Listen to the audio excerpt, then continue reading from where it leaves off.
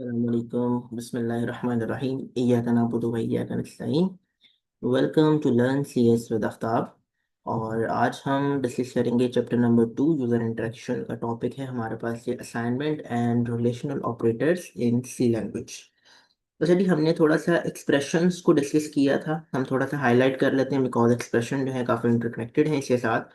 तो एक्सप्रेशंस जो है हमारे पास कुछ ऐसे कॉम्बिनेशंस होते हैं जिसके अंदर कांस्टेंट, वेरिएबल्स और ऑपरेटर्स हमारे पास आते हैं। ठीक है। अच्छा जी, अब एक्सप्रेशन करते क्या हैं, वो रिटर्न करवाते हैं आपको सिंगल वैल्यू जब भी उनको एग्जीक्यूट करवाया जाता है। और उसके साथ साथ जो वेरिएबल्स और कांस्टेंट होते हैं एक्सप्रेशन के अंदर, उनको एक्चुअली कहा जाता है जी ऑपरेंड्स। ऑपरेटर जो होते हैं हमारे पास ऐसे सिंबल्स होते हैं जो कि परफॉर्म करते हैं कुछ ऑपरेशंस। ठीक है, किस पे? ऑपरेंड्स के ऊपर। ठीक है जी। मिसाल के तौर पर हम थोड़ी सी यहाँ पे एक एग्जांपल ले लेते हैं। उसकी थोड़ी सी एग्जांपल हम ले लेते हैं तो थोड़ा सा ज़रा हमें और बेहतर तरीके से क्लियर हो जाएगा। हमने वैसे प्रीवियस लेक्चर में किया था, थोड़ा मैंने कह रहा हूँ कि हम इसके अंदर कर लें क्लियर। मिसाल के तौर पर ये जो ए और प्लस बी है, यहाँ पे जो प्लस के साइन है, ये एक्चुअली हमारे पास क्या काम कर रहा है? एक सिंबल है, ऑपरेटर। ठीक है। अब ऑपरेशन कौन सा परफॉर्म हो रहा है? सम का, एडिशन का। और ऑपरेंड क्या है? यहाँ पे ए और बी जो है वो हमारे पास ऑपरेंड है। For example M divided N. ठीक है, यहाँ पर डिवीजन हो रही है। ठीक है। और एम और एन के ऊपर जो है वर्किंग हो रही है और वो हमारे ऑपरेंड्स कहलाते हैं। Same as it is X plus 100 कर लें या 10,000 कर लेते हैं। तो ये हमारे पास वैल्यूज है। तो ये सारी की सारी जो है मैंने एग्जांपल आपको छोटी सी दी है जिससे आपको क्लियर हो जाए कि एक्चुअली एक्सप्रेशंस क्या होते हैं। थोड़ा सा रिवीजन मैंने दिया था। ठीक है जी। अच्छा जी, आज का जो फिर हमारा मेजर टॉपिक है वो है जी असाइनमेंट ऑपरेटर। ठीक है। सबसे पहले हम इसको थोड़ा सा डिटेल के साथ थोड़ा सा देखेंगे कि ये क्या होता है, किस तरह से काम करता है। ऑपरेटर जो कि इस्तेमाल किया जाए वैल्यू को असाइन करने के लिए। ठीक है। किसकी वैल्यू को असाइन करने के लिए? वेरिएबल की। वो क्या कहलाता है जी? असाइनमेंट ऑपरेटर कहलाता है। It is use to assign a value to a variable और assign a value of one variable to another variable is actually known as assignment operator. ठीक है। जो हमारे पास सी लैंग्वेज है वो एक्चुअली यूज करती है इक्वल्स के साइन। ठीक है, as a assignment operator. The name of variable is return on the left side. ठीक है। अब जो हमारे पास वेरिएबल का नेम है, यानी कि ये जो सम यहाँ पे लिखा हुआ है, this is actually the name of a variable. ठीक है, ये तो हमें बात अब समझ आ जानी चाहिए। इंट जो है यहाँ पे एक डाटा टाइप है, ये नेम है वेरिएबल का और ये वैल्यू इसको असाइन की गई है। यहाँ पे सम को जो वैल्यू असाइन गई है 5 है। In above line of code the equal sign is an assignment operator. Okay. Similarly यहाँ पे जो सम है उसको हम यहाँ पर असाइन कर रहे हैं 6 की वैल्यू। और यहाँ पे वी ए आर वैर उसको असाइन कर रहे हैं सम। इसका मतलब ये है कि हमने यहाँ पे सम को वैल्यू की असाइन 6। अब सम को वैल्यू मिल गई 6, तो वी ए आर को हमने सम दे दी। इसका मतलब यहाँ पे जो वैल्यू आएगी वो एक्चुअली 6 वैल्यू होगी। ठीक है। अच्छा जी, अगर हम असाइनमेंट ऑपरेटर के थोड़ा से सिंटेक्स की बात कर लें तो वो भी कोई बुरी बात तो नहीं होगी। हम उसको यहाँ पे थोड़ा सा डिस्कस कर लेते हैं। सिंटेक्स क्या है इसका? भाई इसका सिंटेक्स बहुत सिंपल है। वेरिएबल इक्वल्स हमारे पास एक्सप्रेशन है। तो इस तरह के क्वेश्चंस जो है वो भी आपको पूछे जा सकते हैं। ठीक है। अच्छा, अगर हम थोड़ी सी इसकी एग्जांपल्स की बात करें, वो ऑलरेडी हमने डिस्कस कर ली है, लेकिन हम थोड़ी सी और अच्छा तरीके से एग्जांपल को डिस्कस कर ले तो ज़्यादा बेहतर है। मिसाल के तौर पे मेरे पास एक वैल्यू थी ए। ए को मैंने कहा भाई यहाँ पे ए की जो वैल्यू होगी वो हो जाएगी हमारे पास 1000 ही लिख लेते हैं। ठीक है। फिर मैं कहता हूँ सी जो है वो इक्वल हो जाएगा ए प्लस बी है। ठीक है।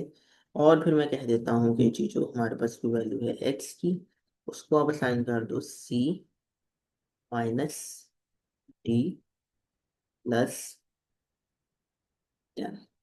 तो इस तरह से करके हमने ये कुछ एग्जाम्पल्स भी यहाँ पे उसकी कर ली है। यहाँ पे लिख लेते हैं एग्जाम्पल। ठीक है जी। तो इस तरह से करके ये कुछ इसकी एग्जाम्पल्स हो गई। ठीक है। अच्छा, उसके बाद अगर हम थोड़ा सा इन चीज़ों को और बेहतर तरीके से देखना चाहते हैं तो हम एक प्रोग्राम भी कर सकते हैं यहाँ पे। तो हम उस प्रोग्राम को करके देख लेते हैं।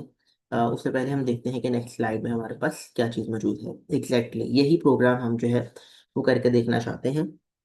हम एक प्रोग्राम अब करेंगे जो अभी हम उसकी एग्जांपल्स कर रहे थे। इस प्रोग्राम के अंदर हमने एक्चुअली वैल्यूज स्वाइप की हुई हैं। ठीक है। तो हम इन वैल्यूज को स्वाइप करके दिखाएंगे कि वैल्यू स्वाइप हो कैसे रही हैं। ठीक है। उसके बाद फिर हम रिलेशनल ऑपरेटर्स जो हैं उनके बारे में थोड़ी सी बात करेंगे। फिर अरिथमेटिक ऑपरेटर और additional operator, multiplication operator, divisional operator, इनके बारे में भी हमें पहले थोड़ी सी डिस्कशन करनी है। फिर हम जाएंगे हमारे रिलेशनल ऑपरेटर्स वगैरह की तरफ, ताकि हम आज कोशिश करते हैं कि हमारे ये जो लेक्चर है इसमें जो ज़्यादा से ज़्यादा हम चीज़ों को कवर अप कर सकें। बट एनी हाउ अभी हम थोड़ा सा इन चीज़ों की तरफ चले जाते हैं। अच्छा जी। अब जो चीज़ के ऊपर हम बात करेंगे वो हमारे पास सबसे पहले आ जाता है जी डेव सी प्लस प्लस को हमें ओपन करना पड़ेगा, ताकि हम बेहतर तरीके के साथ जो है चीज़ों को परफॉर्म कर सकें। तो हम आ जाते हैं यहाँ पे कुछ, यहाँ पे हम Dev C plus plus open करते हैं। जितनी देर में वो ओपन होता है हमें थोड़ा वेट करना पड़ेगा। एनी हाउ वेट कर लेते हैं। उसके बाद थोड़ा सा मेरा क्वेश्चन आपसे ये भी है कि अगर किसी भी स्टूडेंट को किसी भी तरह कोई भी चीज़ समझ नहीं आ रही, नंबर नीचे मेंशन है, आप यहाँ पे मैसेज कर सकते हैं अपनी क्यूरीज को। और इसके साथ साथ आप मुझे कमेंट सेक्शन में भी बता सकते हैं। ठीक है जी। तो नेक्स्ट जो हम अभी प्रोग्राम करने वाले हैं इसके बारे में, हम उसके ऊपर थोड़ा सा फोकस रखते हैं कि अब हमें कौन सा प्रोग्राम जो है वो करना है। तो डेव सी प्लस प्लस जो है वो ओपन हो चुका है। कंट्रोल एन प्रेस करेंगे, न्यू फाइल आ जाएगी। और हेडर फाइल्स जो हैं वो हम अपनी ऐड करेंगे यहाँ पे।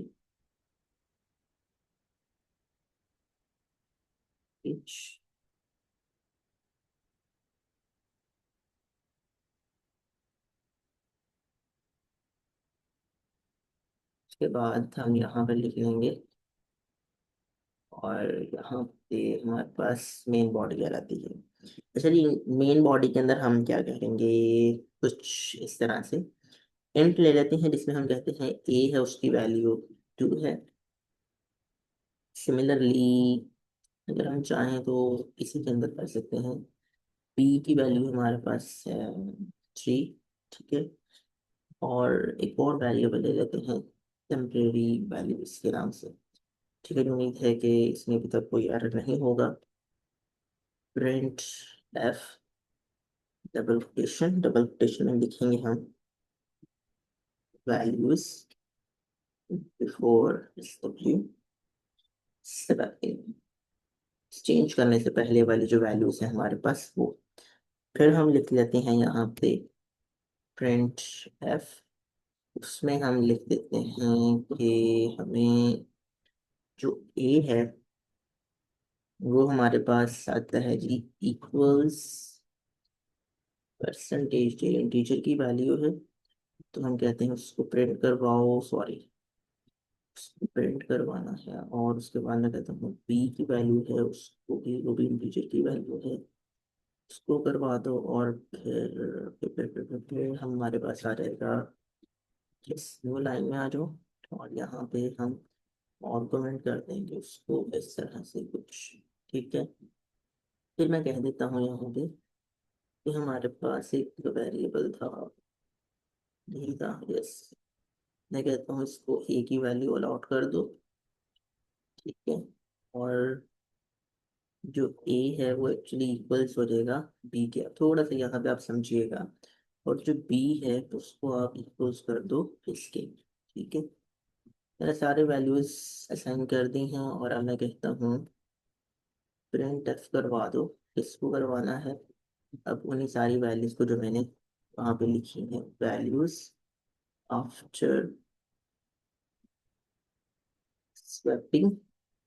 और